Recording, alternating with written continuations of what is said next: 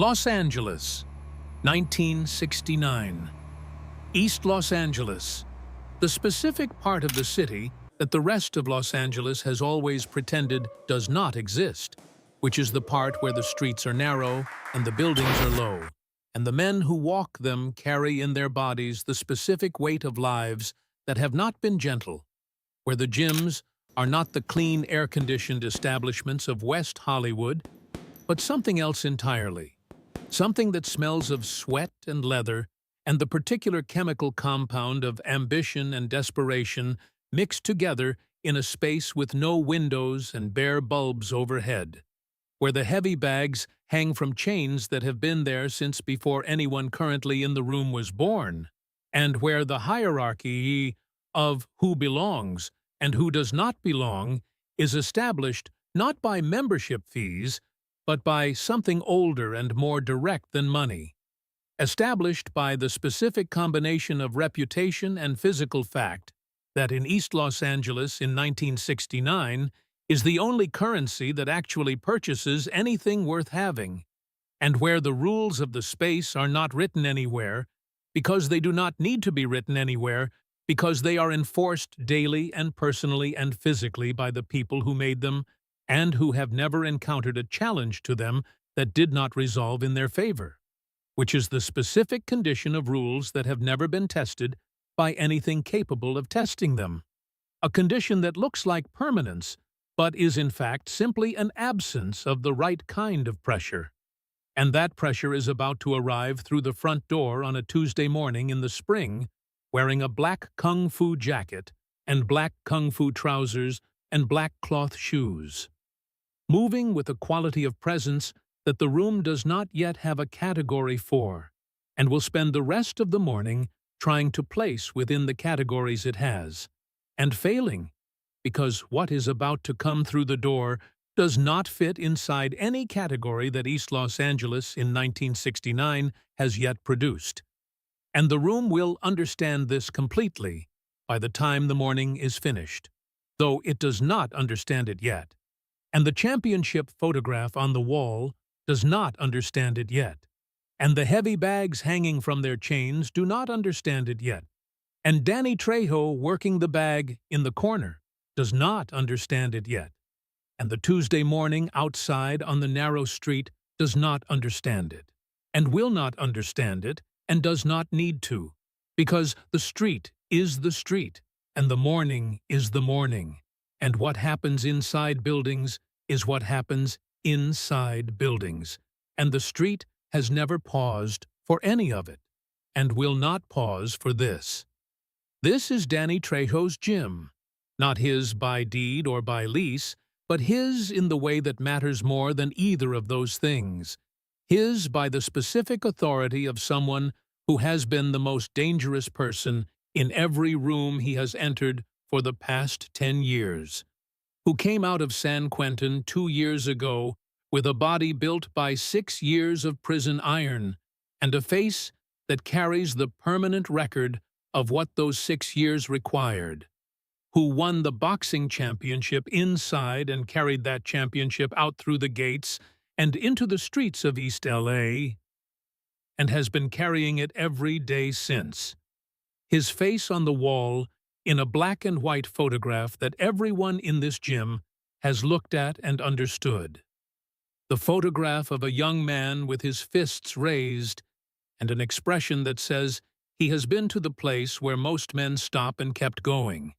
which is the only credential that means anything in a room like this one, and which has meant exactly that, every day for 2 years, and will mean something different by the time this Tuesday morning is finished. Not less, but different. The difference being the addition of something the photograph did not previously contain, which is the knowledge that the place where most men stop is not a fixed location, but a moving one, that it moves further out every time someone goes past it, and that this morning someone is about to go past it in a way that the photograph and the room and everyone in it will not forget. It is a Tuesday morning in the spring of 1969 when the door opens and the gym is half full, men working bags and skipping rope, and sparring in the ring with the focused energy of people who have nowhere else to be, and nothing else to do, that matters as much as this. And Danny Trejo is at the heavy bag in the corner, working it with the specific combination of power and economy that 6 years of prison training produces, the punches not showy but real, landing with the flat, authoritative sound of leather meeting leather that has been the soundtrack of this gym for as long as anyone can remember. And he does not look up immediately when the door opens, because doors open in this gym all morning, and most of what comes through them is familiar and requires no particular attention. Men from the neighborhood and men from adjacent neighborhoods, and occasionally men from further away, who have heard about the gym and come to see what it is, and what it always is the same thing, which is Danny Trejo's gym, with Danny Trejo's rules, and the men who come through the door and do not already know the rules learn them quickly and without ambiguity, because the rules are not complicated, and the enforcement is immediate and personal and has never failed to produce the expected result. And this system has worked without exception for 2 years since Trejo walked out of San Quentin and claimed this space and made it what it is, a system whose reliability has become so complete that it no longer feels like a system, but simply like the way things are, the way the floor is concrete, and the bags hang from chains, and the photograph is on the wall, and Danny Trejo is the most dangerous person in the room. These things simply being the facts of the space. The way the narrow street outside is a fact, and the low buildings are a fact, and East Los Angeles, in 1969, is a fact. What comes through this door on this Tuesday morning is not familiar. A lean Chinese man, 5 feet 7 inches, wearing a black kung fu jacket and black kung fu trousers and black cloth shoes, black hair, moving through the doorway with a quality of physical presence that is difficult to name precisely, but is immediately registered by every person in the room in the specific way that the body registers information before the mind has finished processing it. The instinctive animal awareness of something that does not fit the established pattern of the space, something that the room's hierarchy has not yet accounted for and does not know where to place, something that the heavy bags and the ropes and the ring and the concrete floor and the championship photograph on the wall have not previously been required to accommodate, and which they are about to be required to accommodate in a way that none of them will be the same afterward. Danny Trejo sees him. He stops working the bag. He looks at the Chinese man standing in the entrance of his gym with the specific expression of someone who has just seen something in his territory that he has decided in advance he does not want there. The expression that precedes a verdict that was reached before the evidence was examined. The expression of a man who has organized his world according to a set of rules that he enforces personally and physically, and that have never required his permission to be questioned, because questioning them has always cost more than it was worth. In East Los Angeles in 1969, Danny Trejo does not want Chinese men in his gym. This is a rule that exists alongside the other rules of the space, a rule that has its origins not in any specific incident, but in the specific accumulated arrangements of a man who grew up in a particular place at a particular time and absorbed the arrangements of that place and that time, the way all people absorb the arrangements of the places and times that form them, which is completely and without examination, the arrangements becoming facts simply by virtue of never having been successfully challenged, and the Chinese man standing in the doorway of his gym is about to become the first challenge that this particular arrangement has ever received that it will not survive. Though neither Danny Trejo nor anyone else in the gym knows this yet, because the morning still looks like every other morning, and the Chinese man at the door still looks like something the morning's established order is more than capable of handling. Trejo crosses the gym floor with the loose, unhurried stride of someone who has made this walk before, who has made a version of this walk every time something has appeared in his territory that he has decided does not belong. And he stops in front of the Chinese man and looks down at him and says, in the flat declarative tone of someone delivering a verdict, rather than initiating a conversation, "Get out, Chinese. This is not your place." He says it the way he has said every version of this sentence for 2 years, with the specific flat authority of someone for whom the sentence is not a request and not an invitation to discussion, but simply the announcement of how things are and how they will remain. The announcement that has always produced the same result, which is compliance, immediate and complete, and which is about to produce something else entirely. The gym goes quiet.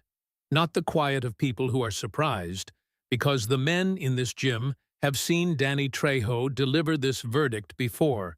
and know what it means, and know what has always followed it. But the specific anticipatory quiet of people who are waiting for the next part,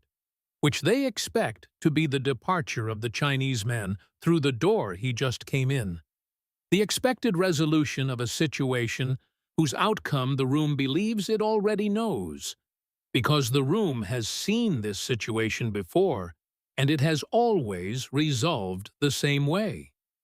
which is with the departure of the person the verdict was delivered to, quickly and without argument.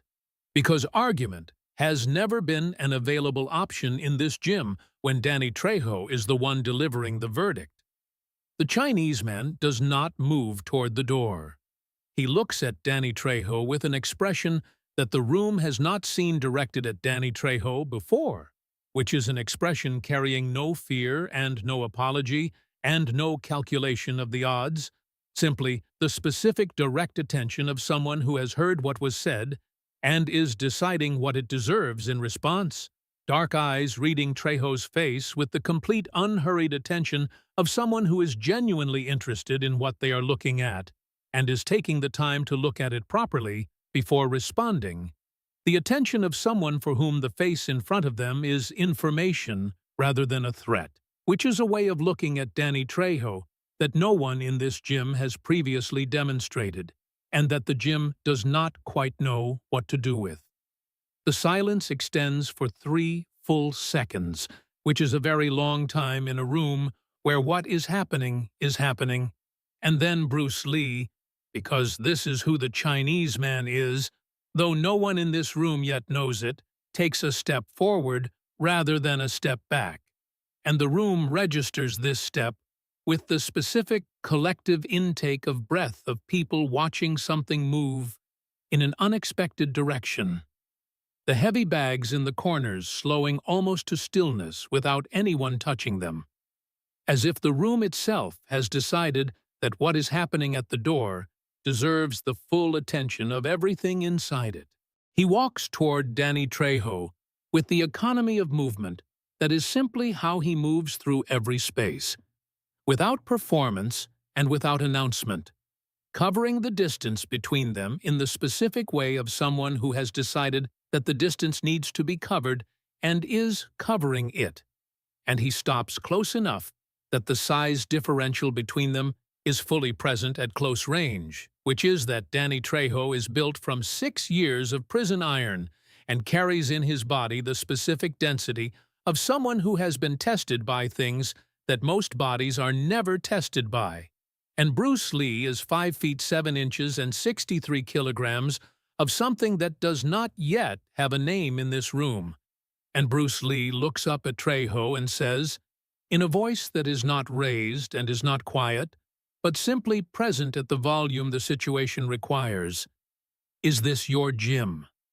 He says it not as a question that requires an answer, but as the opening of a statement that the question is attached to.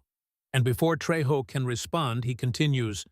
because what he says next is the thing that changes the temperature of the room in a way that the room will not recover from. You are making a problem with me over where I was born. He says it with the specific, controlled quality of someone in whom anger is present, but is being managed with the specific care of someone who knows what unmanaged anger costs, and has decided that this situation does not merit that cost, but merits something else instead. The specific quality of anger that is more dangerous than the kind that announces itself, the kind that has been taken in hand and pointed at a specific target, rather than simply released into the available space. And he says, "You do not know who I am." And then, with an emphasis that lands in the gym like something physical, something that the concrete floor and the championship photograph and the still heavy bags all register simultaneously. And you are making a very bad decision.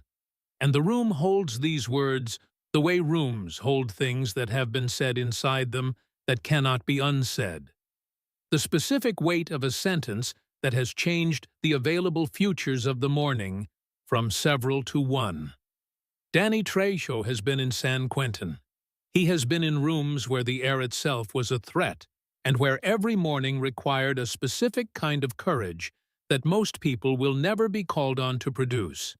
And he has been in those rooms for 6 years and come out of them with a body and a face and a specific quality of presence that are the direct product of what those rooms required of him.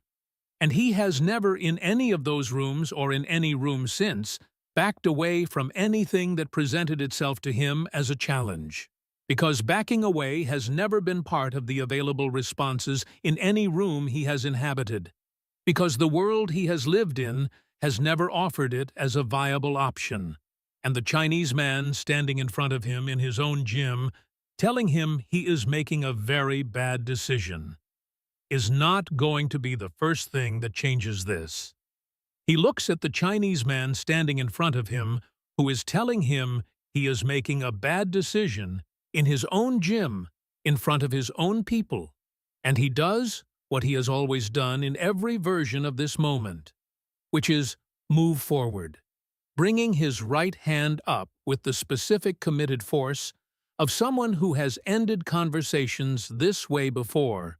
and found it reliable, whose hands have been his primary instrument of communication in situations that escalated past words and have not yet failed him. The punch traveling toward the Chinese man's face with the full weight of 6 years of prison training and 2 years of street authority behind it. And what Trejo does not know and cannot know is that the Chinese man in front of him has spent 20 years learning to read exactly this kind of movement before it completes itself, reading the intention in the shoulder before the shoulder moves, reading the weight shift before the weight shifts, reading the entire committed architecture of the attack in its opening fraction of a second,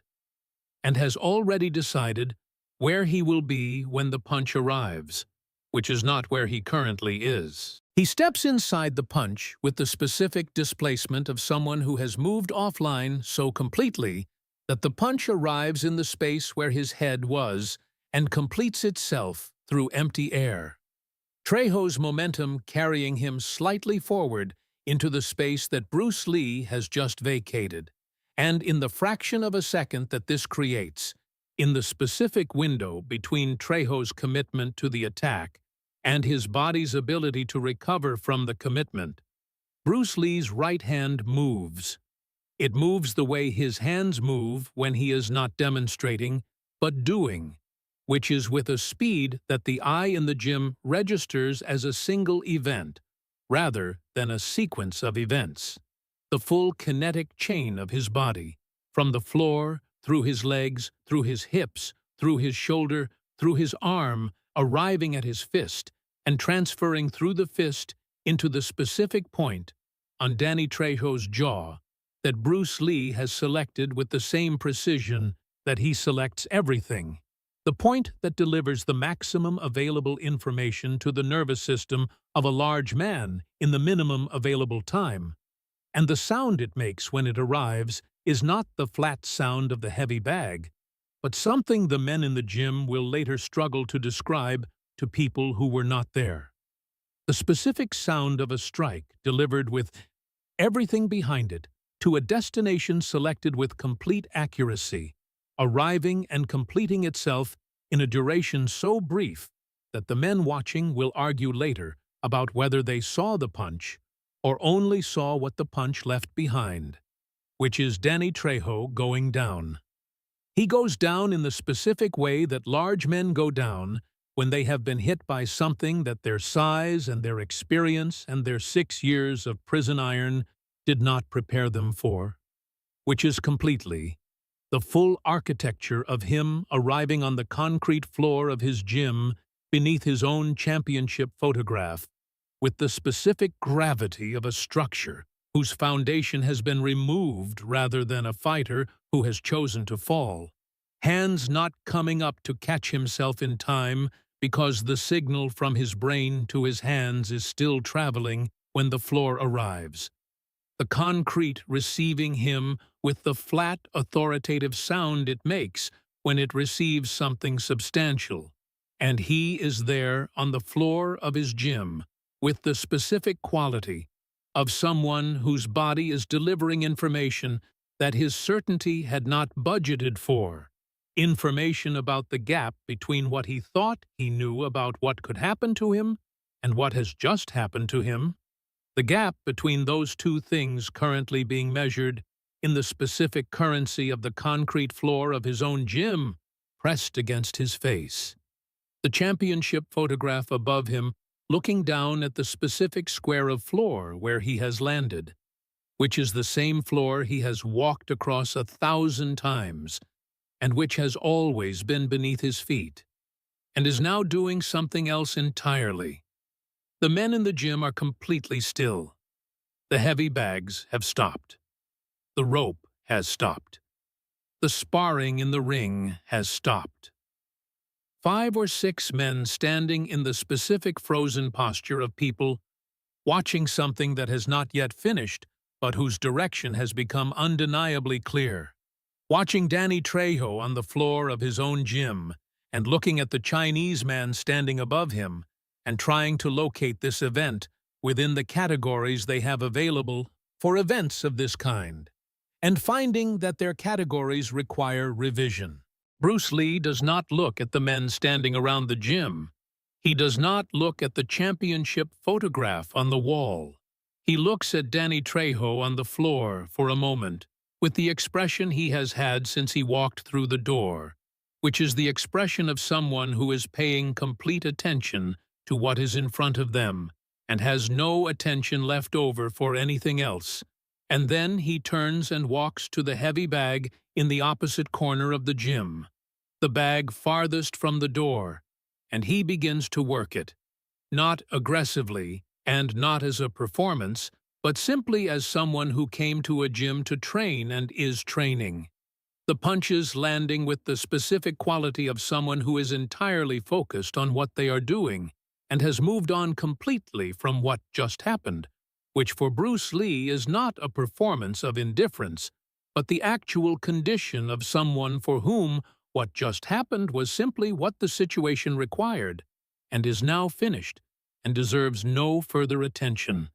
The bag swinging on its chain in the specific rhythm of his work. The flat, authoritative sound of it filling the gym. The way it filled the gym before the door opened, and filling it now as if the door had never opened, and nothing had happened between the first sound of the morning and this one. Danny Trejo gets up from the floor. He gets up the way bodies get up when they have been informed of something significant and are still processing the information, slowly and with the specific quality of someone who is not yet certain that what just happened is finished happening. And he stands for a moment in the middle of his gym, looking at the Chinese man working the heavy bag in the corner. And then he walks to the door and goes through it without speaking. And the door closes behind him. And the gym holds the specific silence of a room that has just witnessed something that has changed its established order and does not yet know what the new order is. He comes back 14 minutes later. The gym door opens and Danny Trejo walks back in, and behind him are 4 men who did not come from the gym. 4 men from the streets of East Los Angeles who carry in their bodies and their faces and their specific way of moving through a doorway. The particular authority of people for whom violence is not a last resort, but a first language.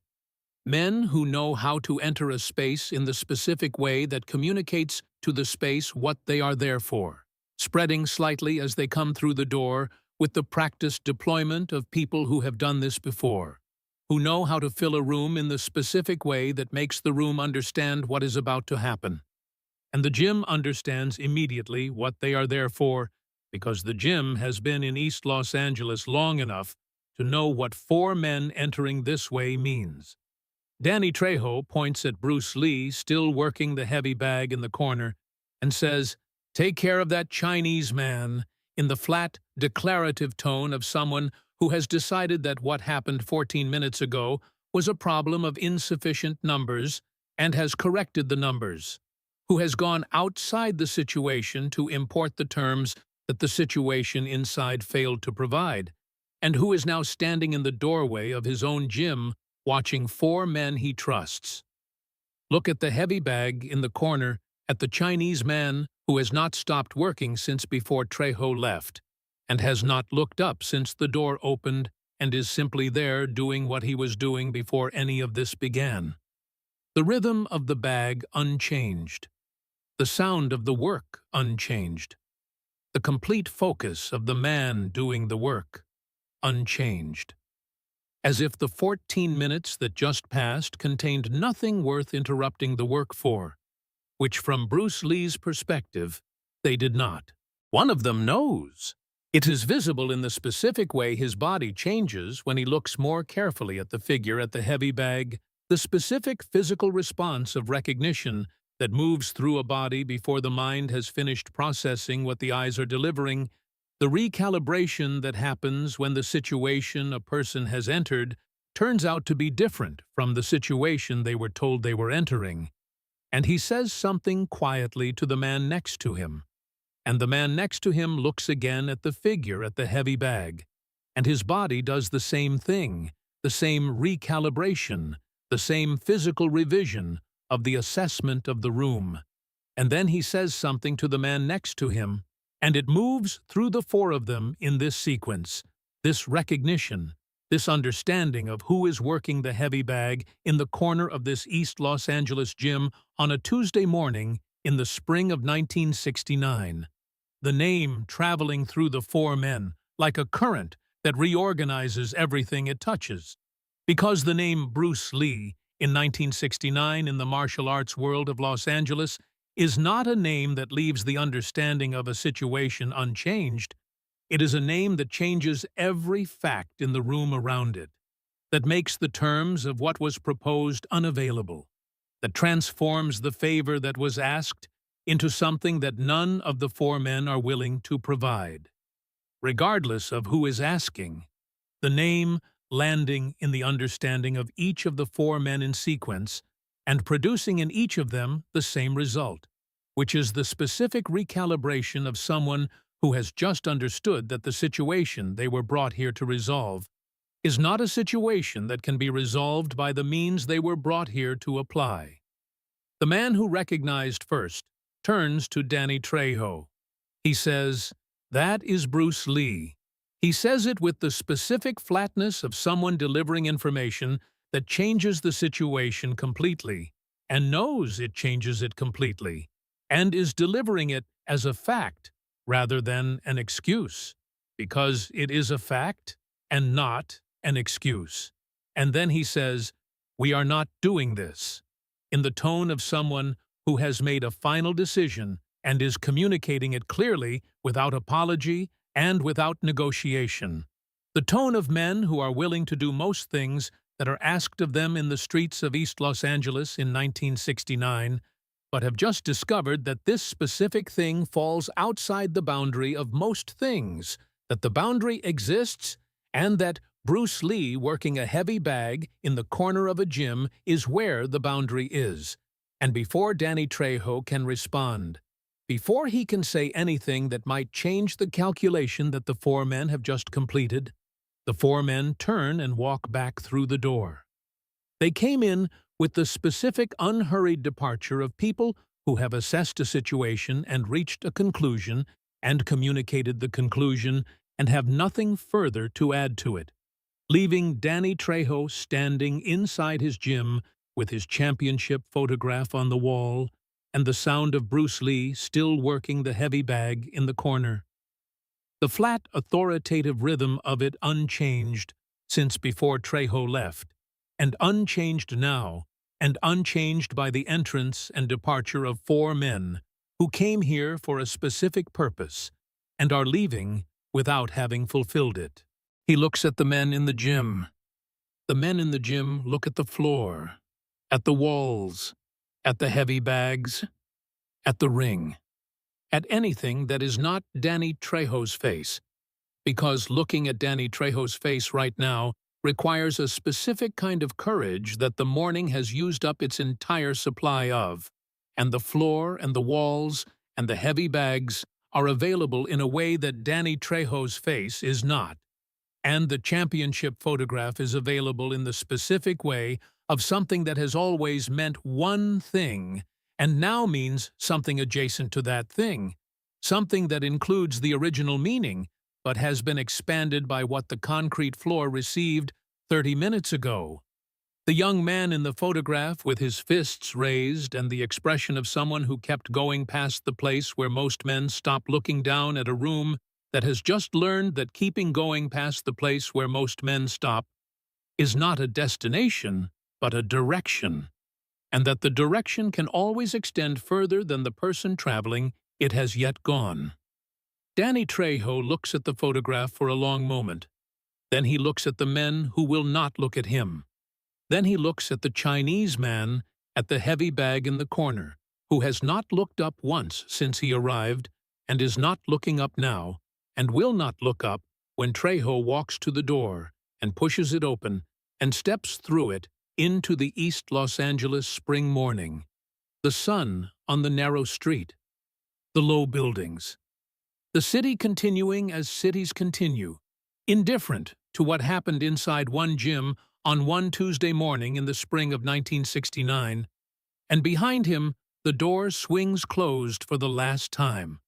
And inside the gym, Bruce Lee is still at the bag, working it with the same economy and the same focus he has had since he began. And he does not watch Trejo leave, because Trejo left the relevant part of this conversation 30 minutes ago on the concrete floor beneath his own championship photograph, and everything since has simply been the morning continuing, as mornings continue, as this one does now, carrying East Los Angeles forward into the rest of a Tuesday that began the way Tuesdays begin, and became something that the men who were inside that gym will be telling someone else about for the rest of their lives, in the only way true things travel, which is from the people who were there to the people who needed to hear it. And Bruce Lee works the bag, and the morning holds what it holds, and East Los Angeles continues around it, unchanged and unaware, as it always has, as it always will.